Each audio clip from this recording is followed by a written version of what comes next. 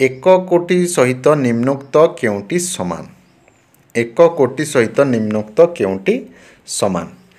1 लक्षर 100 गुण, 1 अयुतर 100 गुण, 1 लक्षर 1000 गुण, 1000 100 गुण।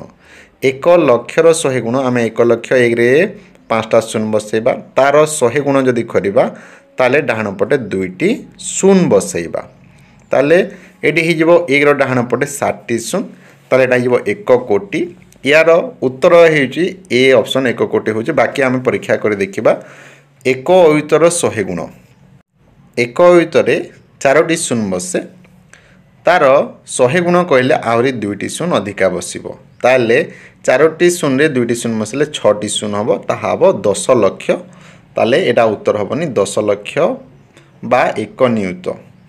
सी ऑप्शन रे 1 लक्षर 1000 गुण, 1 लक्ष रे 5टी शून्य बसे, तार 1000 गुण जदि करबा ताले 1000 रे 3टी शून्य बसुची। तेणु करी आमे 1 लक्ष लिखिकी सेथिरे 3टी शून्य बसैबा, ताले मोट 8टी शून्य हे जिवो।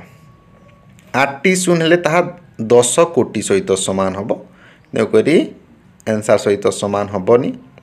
डी ऑप्शन रे जदि आमे देखिबा 1000 रो 100 गुण, 1000 रे 3टी शून्य बसे, तार 100 गुण जदि करबा ताले आहरी 2टी शून्य ता संगे बसैबा।